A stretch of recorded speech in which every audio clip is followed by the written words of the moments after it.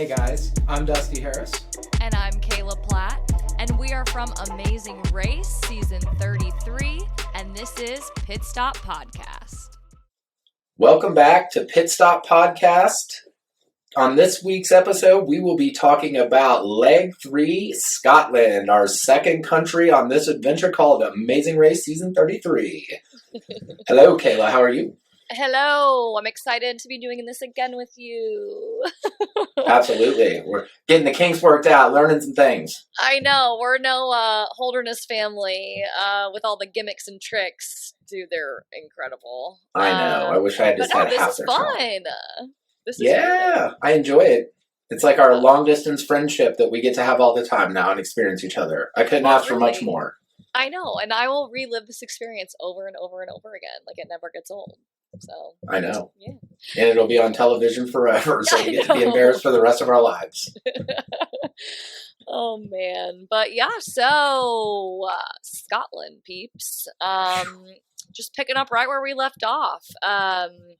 Okay, so we had to take a train from London to Scotland.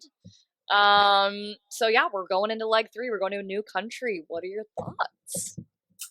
Well, first, so if you watch, again, we're going to harp on these YouTube videos all the time, yes. The extras, the behind the scenes. And again, guys, these are 40-minute episodes. They have multiple hours of footage on us, so they have to pick what can make a story.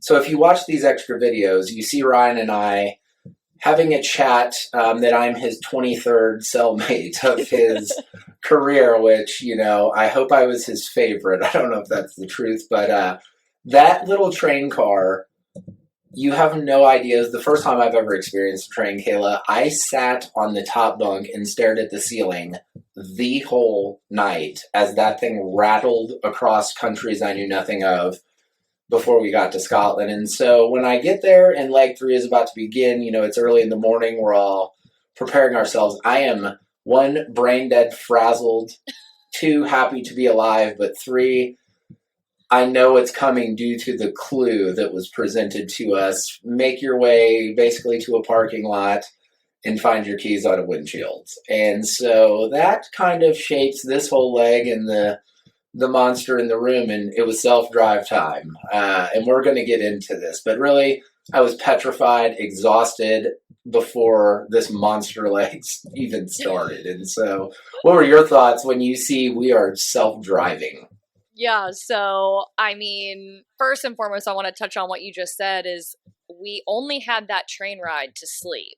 And we're going to a new country. I personally had never been to Scotland before, so I was excited. But again, it's like, this is your time to sleep and rest before you have to do all of this stuff all over again. But no, I will say it a lot on this podcast.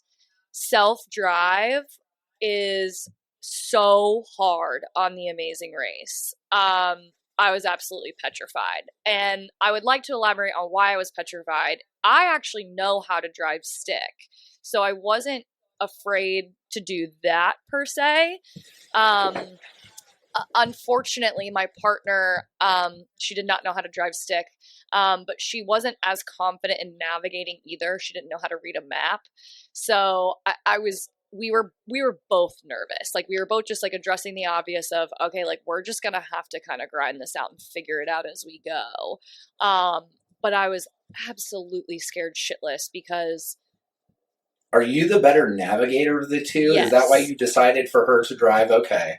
Yes. But I was the driver because she did not know how to drive stick.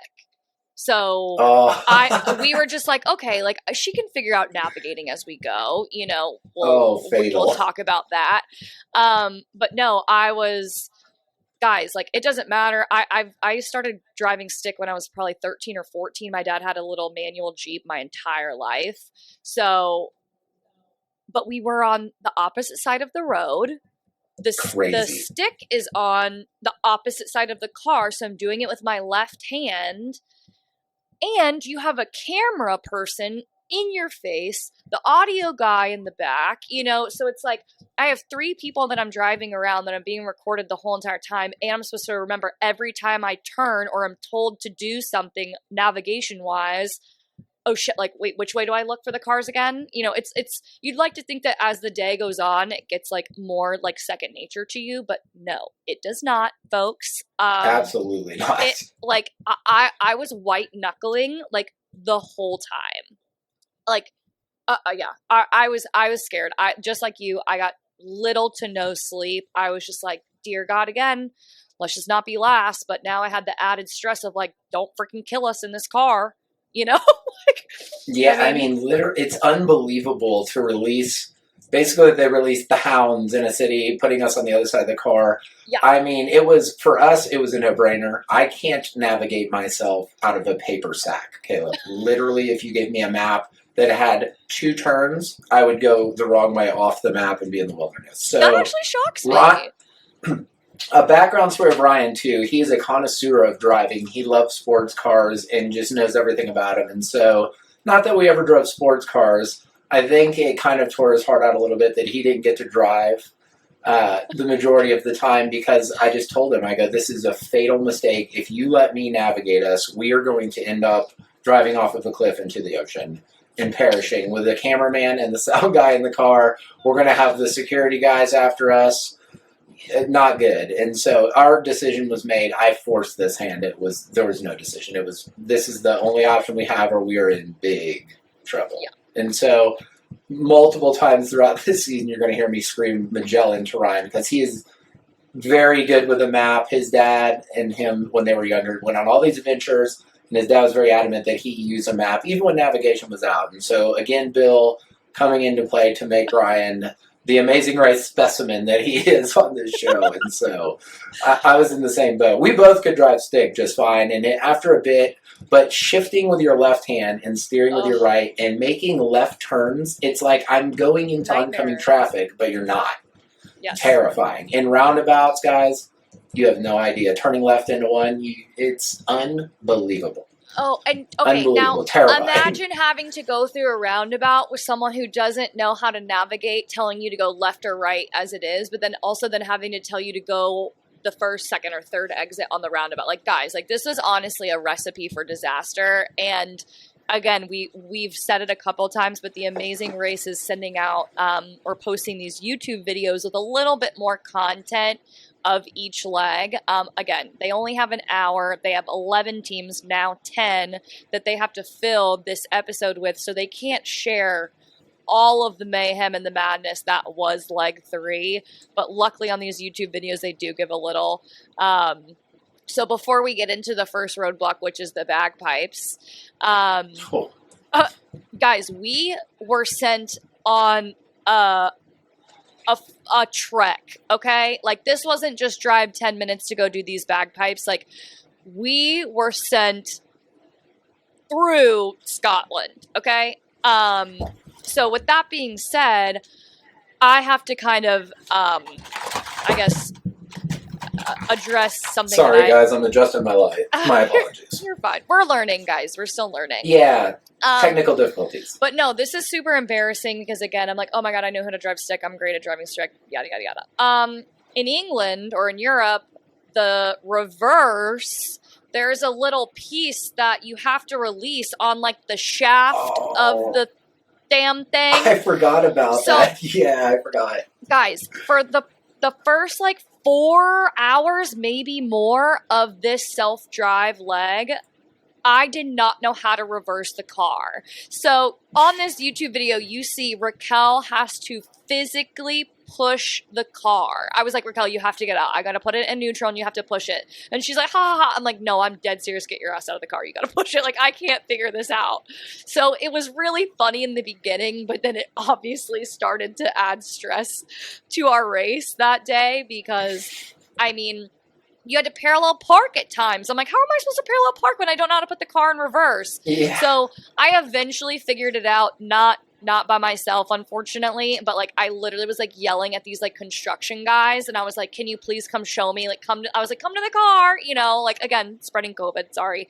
But I was like, I could not figure out how to reverse this freaking car. And he goes, oh, you push this button and then you go over. And I was like, you have got to be kidding me. Because, yeah, Raquel's like, babe, it says R right there. Just go up and to the left. And I was like, Raquel, you don't know how to drive stick. I go, I can see that it says up and to the right. I was like, but it's not going. Like, it's not going. Like, oh, guys, it was... The last thing you want is advice when you're struggling to figure something out, especially on this show. Yeah. One note I'll say, too, about the people of Scotland, I feel like we hit this city, they did not know what to expect, but what amazing people, like, unbelievable, just so friendly and willing to help these crazy Americans thrashing into their stores and running up onto them, grabbing their phones. And I was blown away. Never been there either. Neither Ryan. So first country we, haven't been to. It's only second country we've been to. But so an amazing experience. And the people really made Scotland special. I mean, it's the Amazing Race. It's amazing humans. But I just had to commend the people. Wow, it's breathtaking. They're amazing.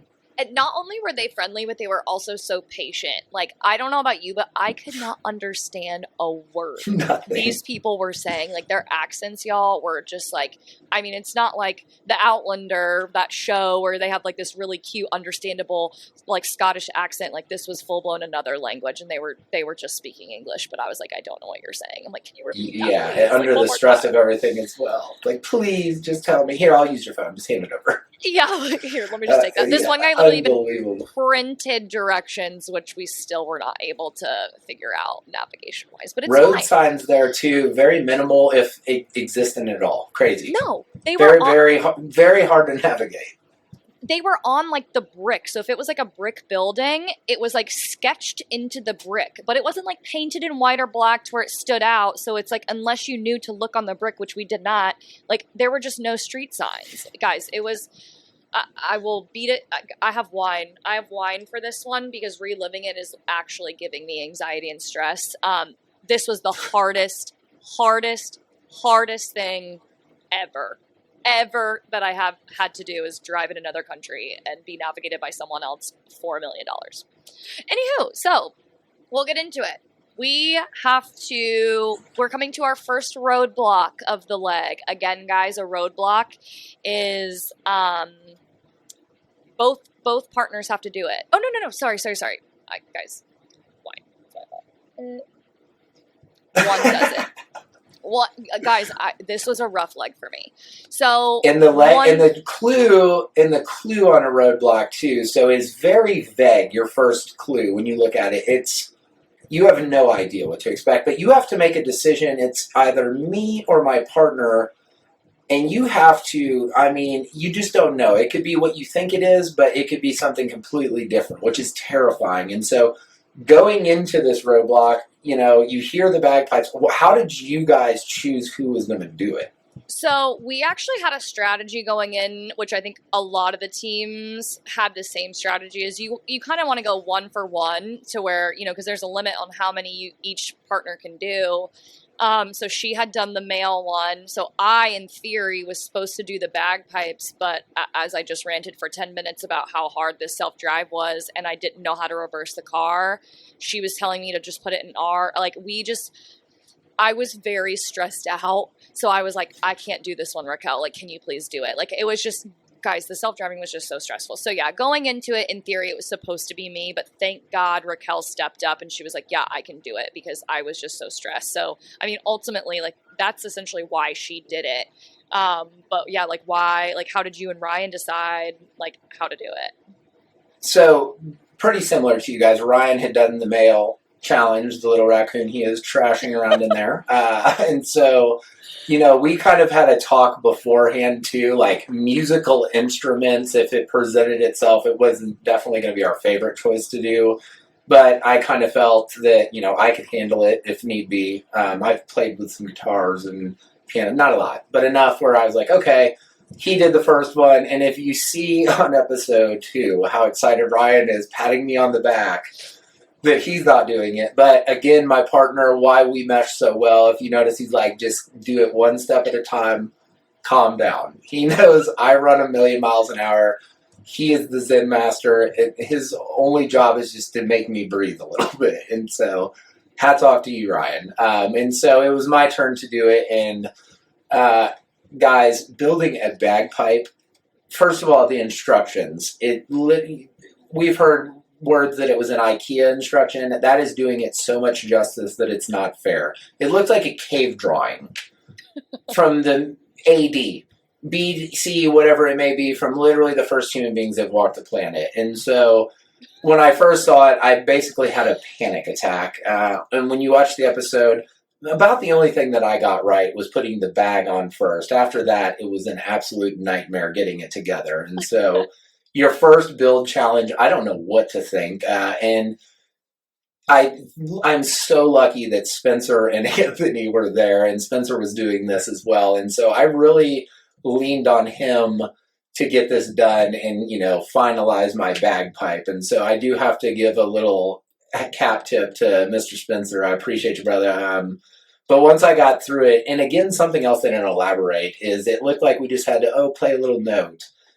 No. You had to play the note for a minute. And so keeping that bag full and squeezing your arm was exhausting, but it was just you had to get it done your first time. And I knew people were coming. And so it felt so good to get the monkey off my back with my first roadblock. Okay, hey, I can bring some to the table. Even though I was assisted, I got it done. We got out of there in a timely manner. But man, Kim destroyed this challenge. In, out, gone. I mean, I didn't even get a chance to look at her before she was running out of the door. And so when you watch the episode, she's very lucky she looked up when she did to see that clue box. Because I don't know about you guys. I think we had issues. We got snagged there and drove by and had to come back. And so that helped them a lot. And I mean, she just, hats off to them. They murdered this leg.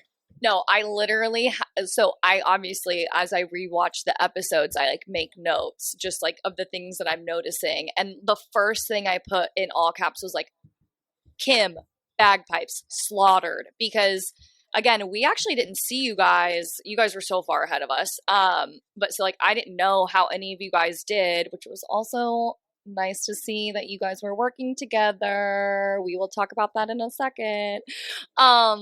But no, dude, Kim killed that. She literally went by so fast. But it's funny because the cave drawing that you're talking about, it looked like she killed it, but she even said she was okay, it was this was a really hard thing to do because the instructions weren't, it's not okay, put this in first and then next.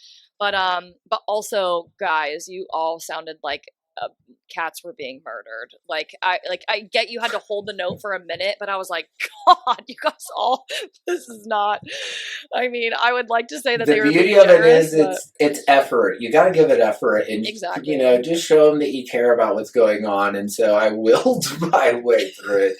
And I like to scream a lot, world. If you haven't realized this yet, why this happens, and I think every team will say the same thing, the relief when you get through any challenge is second to none. I mean, it is like winning the lottery and tenfold, and it feels so good. It's unbelievable. I think I was reading some comments, and some people were why does Kim look like she's about to cry? They just told her she was good. I'm no, I can relate to that. It's the relief. They're oh, okay, that's good. I did it. Because again, I'm just hearing this cat dying with the noise you're making. And then he's yeah, you're good. And you're oh, thank God. But, yeah, it's beautiful. But yeah, so I'm glad you brought it up because as I was watching, I was oh, I see Spencer over there and you guys helping each other out, which I also will say Raquel went over to coach's table and thank God because it's a competition. Yes. But I mean, there are just some times where I mean, if you can keep a team within eyesight, sometimes it's beneficial to help one another out. Absolutely. So was that kind of what it was between you guys of just, obviously Kim had just slaughtered that challenge and kind of busted through that. And then it was just you guys. The romance in the face. Yeah. So I was was that kind of the decision behind it? Or was it oh no, you guys are going to stick together and essentially run this leg together? So going into the race, Ryan and I's plan was to run a clean race. There was really, if it presented itself and we had to U-turn or whatever would have come down in the race, it was only to keep us in it. It was never, to be malicious or anything of that nature. And so really we didn't think an alliance would be smart. And in the back of our mind early in the race, like we've talked about, you want to keep people in sight. I mean, it like you see with Natalia, I'm not going to spend a whole bunch of time helping you, but if I can give you a little bit of advice to help you, down the road, that may save me. So that's always in the back of our minds. If it would never put us in harm's way to help someone, we were always the first team to give out help throughout our time on the race. But with Spencer and Anthony, we were 2 legs down. We're into leg 3. We're running pretty well. Penn, Kim, we think we're second, third. So they finished well. We finished well. It just kind of made sense with all of the driving to kind of get through it. And that was just our conversation. Like, we're exhausted. We've just been on a train, especially those 2 guys. I mean, you kidding me? They know a little bit more about trains than anyone I know. And so it just made sense. They're a strong team. We can keep our eyes on them. If they get to the finish line and we're right there with them, we're probably in the top half of the pack. In our opinion, this was our thoughts going into it. And so, you get to know those guys. You get to know everyone. It's just they're good people, and we meshed well with them. And that leg, it presented itself, and it made sense for all of us involved. And again, you don't get to see everything that happens, but they helped me. We helped them later in the show, and it was a good. I don't want to call it an alliance, but it made sense this leg. I'm not going to tell you, world, that we were going to run the rest of the race together, but they were our buddies. We knew to keep them on our good side. I think it was very reciprocal, the help in that leg, and so it made sense. It worked out. So I appreciate the bagpipe help, Spencer, again. And we don't, never something that we were going to run with, but yes, it presented itself, and the bromance was real. We love those guys, and they were great. Everyone knows. I love everyone, though, on the cast. It's just they were a strong team next to us. It made sense. And I will say, this is $1 million. Yeah, no, and I wasn't trying to call you out, because I would have killed to run that leg with someone, because again, navigating and self-driving, it could be 10 minutes away, and I was driving for an hour and a half, and so just to have an eyesight of someone or to get lost with someone, then you at least know have that chance of having a foot race, and it's between the 2 of you. But that's neither here nor there. Cut their throats at the end and beat them. really, really glad I got to watch that bromance happen. Well. But no, so after the bagpipes, again, we're being told to get back in the car, and we now have to drive to Alexandra Park. So, I mean, it was just pain in the ass. Driving, man. We're driving again. Yeah, and I would it's raining. Yeah, and I would also like to take a moment to address, I think Ray, really got the unfortunate, TV time of their altercation in the car, because I heard her say I just want to be safe or whatever.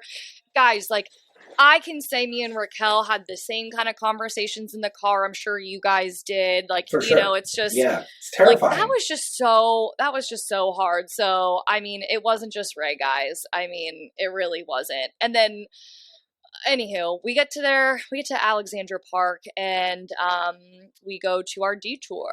It is rebuilt or sung and killed. Oh man. Yeah, I mean, no offense, I was not about to sing and dance on national television. So, but yeah, I mean, why? I feel like it's kind of a no-brainer why you guys picked Rebuilt. I was going to say, I mean, rebuilt or sing and killed. One, singing, dancing, performing was rule 1 for Ryan and I. Stay away from that. And rebuilt, I mean, we had an idea, it was busting things apart and putting them back together, so it was kind of a no-brainer for us. We're the bromance, so that's where the bromance went to go build barrels. Pretty seamless for us. And I want to tell you, world, this was so much harder than it looked on TV. This was a physically demanding, it took, I don't know how long we were there, but it was a good amount of time of just hammering barrels. You're covered in sweat, filth. It was savage, and it makes sense why we chose it. Let's skip us, because we blew right through it, and by blow through it, it took us 2 hours of killing ourselves. Why in the hell did you 2 pick this over dance or singing kilt? I mean, I couldn't believe it when I watched it and talking with you afterwards. I mean, I did just say, I was just I am not about to sing and dance on national television. I don't think that that's a strong suit of mine. So again, rewatching it, it was a classic moment of Amazing Race where we really didn't stop and think before we picked. It was just, we know we don't want to do that one. And I mean, honestly, we kind of went into it with leg 1. we were in a foot race with you two, you know? So I was like, okay, like, how physical can it be, you know? Or like, I don't know. Oh, man. We honestly went into it being like, well, if the boys can do it, we can do it. I mean, we wanted to show everyone that we can do it. And that's why also, once we got there and saw how hard it was, I was like, we're not leaving here. We're doing it. Like it became personal at that point. Like I wanted to do it. And guys, like there's a demonstration going on the whole time. So I would like to say that because that will kind of tie into, I want to talk about Natalia and Arun for a second because it was unbelievably hard. But I had these barrels squeezed in between my legs. I'm trying to hold them still on their side. And then I have the chisel piece and I have the hammer. And I mean, with all of my might, like, I mean, every fiber in my being, I am hammering this chisel to try and get this little ring off. And the only reason I think I got through it was because Raquel is actually a lot stronger than me. So when picking something physical and we both got to do it, in my mind, I was like, okay, well, if I slack, she can pick up the slack, you know? But then it was like, oh no, this is really hard. Even if she could do one, to have her make her do mine too, that would just be so much for her. So I honestly just like blacked out. I was like banging it. It's like, we're going to freaking get this. And that's why we screamed. Like, I was just like, oh my God, I figured it out. You know, like I was so happy. But with that being said, like when we first walked in there, I didn't catch it the first time, but Coach even like shook his head. Like you see him when you rewatch the episode, he like shakes his head at us like, girls, like, you're in for a world of hurt. Yeah, because Coach did Connie's, Ray did Caro's. It's like, yeah, we didn't have a guy to come and do ours. So I was like, God, I'm not backing down. Like I have to get it. So it was kind of just figuring out like that chisel piece and then just giving it literally every ounce of energy that you had, which just crushed me for the rest of the leg, you know. But the demo guys could do it. It was like they were making paper airplanes. It was so easy for them, and we're in there dying. Yeah, I literally even said, I was like, oh, well, they're doing it pretty effortlessly. It can't be that hard. And then I would go back and try and do it. I'm like, how in the hell are they popping these rings off in like 2-3 hits? I mean, it honestly helped staying there to get it done to completion because the guy doing the demo was super hot. So I was like, let's just go over there. Oh my God, he was beautiful, and he had like this accent. You got some eye candy, and you got to do some labor. It was your workout and your dessert all in one.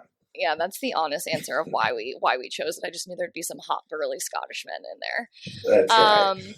But yeah, so we get through it though, and you do it. And I mean, I just want to say kudos to you girls for getting this done. It is unbelievable you chose it, and so it's good to hear why it reaffirmed my position on you guys of being players, and Ryan and I were even more scared of you after this. And so we wrap up, we get to the pit stop, we meet Phil and Big Scott. He has the big rock that everyone wants to lift up, and we realize who comes in last once you get to watch the episode. And we know, being contestants, but getting to see it, our good friends Arun and Natalia, this one really struck my heart chords, to be honest, as a new father.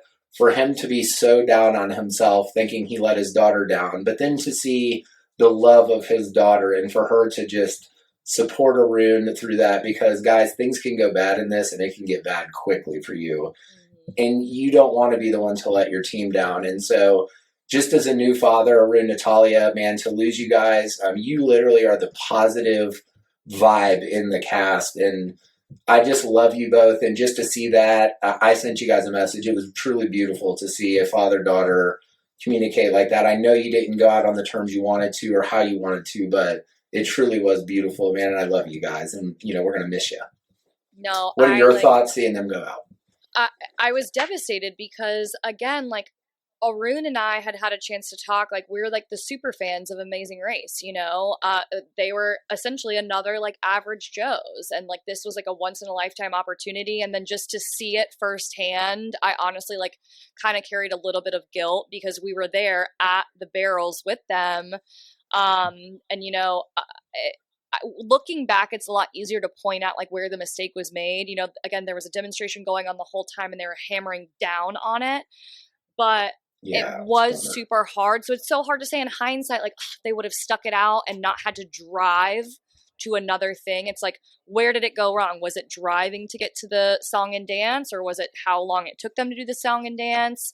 It was just really hard, for me personally, just watching it, because like the last time I saw them was at those barrels together, and just with him being such a fan of the show like me, I was just like, I just didn't want to see like an average Joe go out, like absolutely. And doing this with Raquel, she's the only person I could possibly imagine doing this with, and just to see how well a father-daughter duo like were able to run this race, because that's a big thing. It's like how you handle your partner, like don't getting into fights, and like they were just the bond that they shared was honestly like inspiring. And so it was really sad. It was definitely a little bit more of like a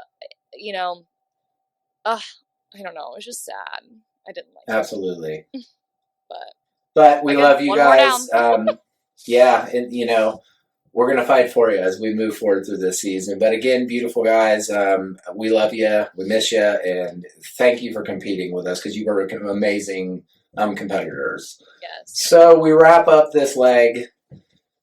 World, February 28th hits. We saw it on the TV screen. The most unprecedented thing in Amazing Race history. We're standing there with Phil in a half circle at the University of Glasgow, where the last pit stop was, and he breaks the news that we are done due to this crazy thing we really don't know much about called COVID-19. What in the hell is going through your mind after he says that we are leaving Amazing Race season 33 after only 3 legs? I want to freaking cry.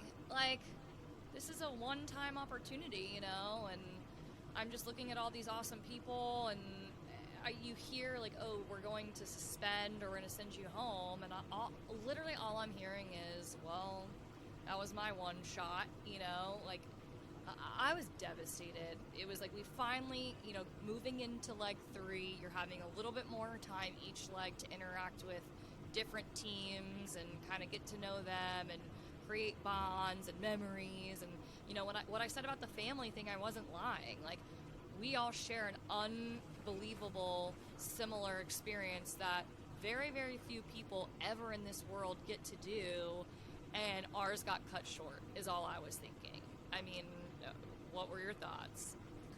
I mean, I think when you watch the episode, it pans around all of us, and you see the look of just dread on my face, and it's I'm in the same boat as you, where I'm like, man, we had this opportunity again, guys. We're the normal people, and in the back of my mind, I'm like, man, this never should have happened to me.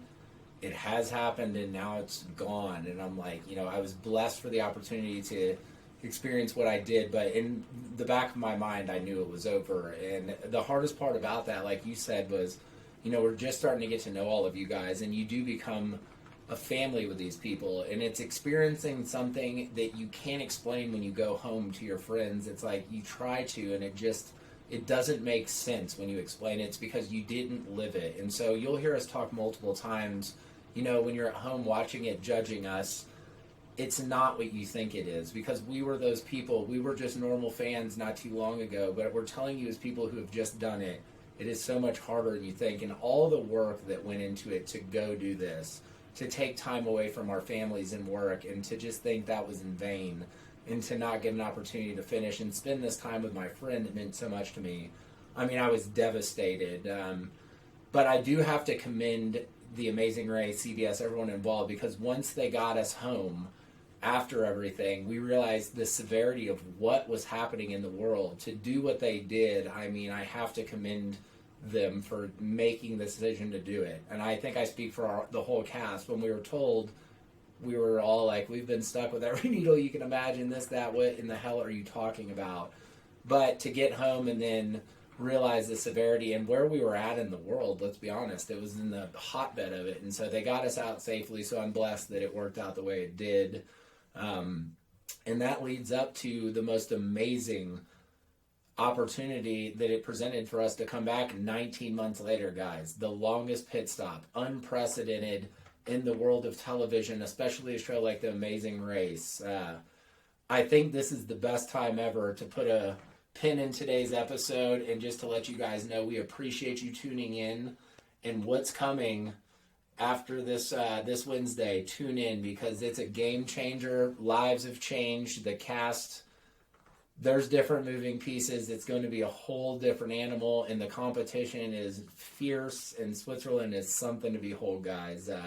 And I hope that you guys love it, and I think you will. It's going to be an amazing experience to share this with you and be part of history on The Amazing Race Season 33 with Kayla and the rest of the cast. There's no more words that I can say about it. Anything you want to leave off with, Kayla? Yeah, no, other than just, I mean, this is so fun. Like, this is reliving our experience. And again, these past 2 episodes, again, happened 19 plus months ago. I can barely remember yesterday. I know. And so as much as, like, it's been so fun talking about these 3 legs, like, I can't wait to get back on here and share with you guys after this Wednesday, because this will be a lot more recent for Dusty and I. Yeah, longest pit stop ever. There's just some exciting stuff to kind of share and be talked about, but a lot of changes in my life. You'll get ready. Just seeing me physically on the show, you're gonna be like, "What happened to you?" It's gonna be interesting. Yeah, but yeah, to find out, you will have to watch Wednesday on CBS at 8 Central Time. And then, yeah, tune in Thursday or Friday. We'll try and get this up as soon as possible. But, yeah, Wednesday, don't forget, CBS, 8 p.m. Love you guys. Appreciate you for tuning in, and we'll catch you on the next one.